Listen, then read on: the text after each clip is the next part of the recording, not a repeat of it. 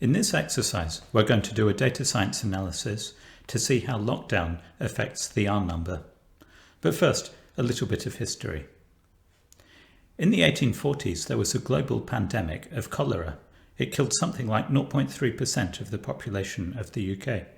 There was a particularly severe wave that hit Soho in London in 1854, which was described as the most terrible outbreak of cholera which ever occurred in this kingdom. And this particular outbreak became famous because it was the first ever time that data science was used to help understand how a disease spreads and to guide public policy. It's all down to one person, John Snow. To explain what Snow did that was so clever, it's useful to understand what the prevailing wisdom was at that time. People believed in the miasma theory of cholera disease transmission. They thought that there was a general foulness in the air coming from decaying matter in the soil, and that you caught the disease by breathing this in. Miasma comes from the Greek word for pollution.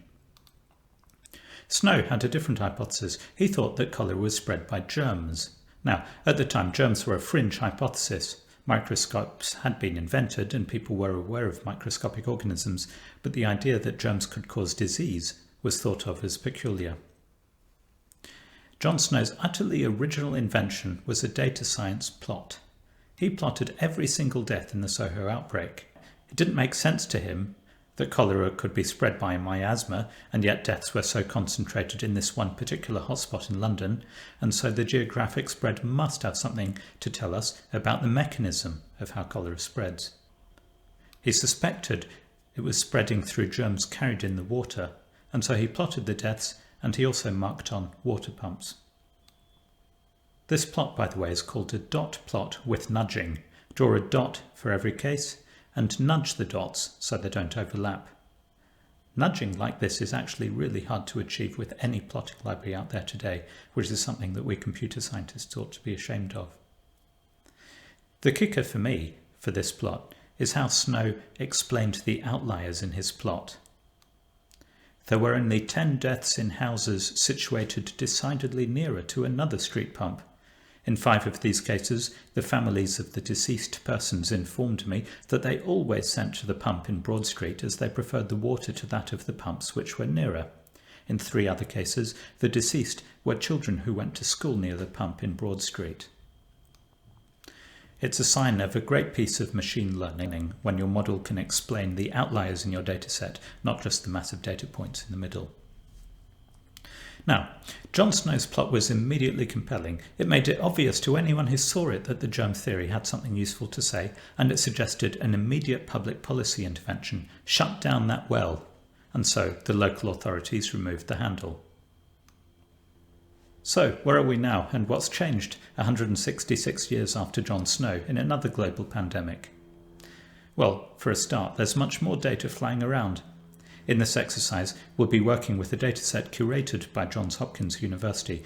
The work of actually assembling datasets and trying to figure out how each country or each region has defined its terms is a nightmare, and so it's wonderful that there are researchers who do all that hard work and make the results public. And, unsurprisingly, everyone and their dog has jumped on the data science bandwagon and produced dashboard after dashboard showing the pandemic. But the vast majority of this work is facile. It's just an endless, tedious parade of dot plots on maps and bar charts. Look at the endless COVID dashboards and ask yourself, do they actually answer interesting questions, or are they just plain facts without an interesting question in sight? In my opinion, nearly all of them, they're good for nothing more than simple league tables and trivial comparisons. Which country had more deaths today? This is fetishization of numbers without context, and it's part of what's killing intelligent public debate.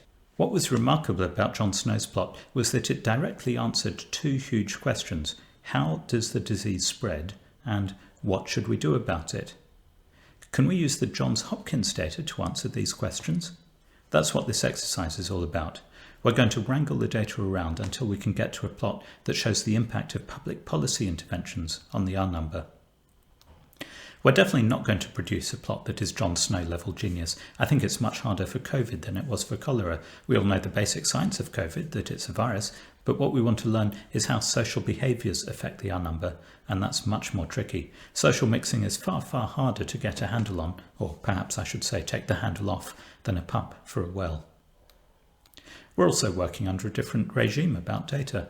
I'm sure that the GDPR compliance officers would have been down on Jon Snow like a ton of bricks for revealing personally identifiable information about who prefers water from which well.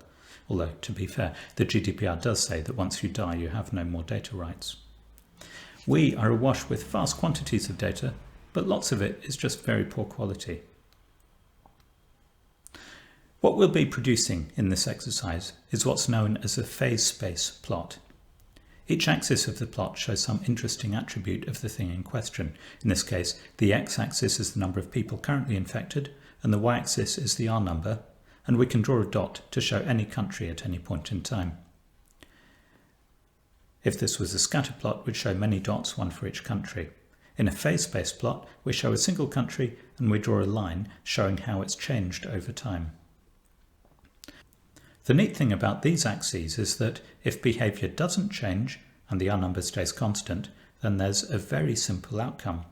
If R is above 1, then cases increase exponentially, which means we drift right steadily, seeing as this is plotted on a log scale. The larger R is, the faster the drift. And if R is below 1, there's a drift left. It's only behavioural changes that move us around on this plot. When we tighten our behaviour and R decreases below 1, we can get into the left-going stream. When we relax and R increases above 1, we get into the right-going stream.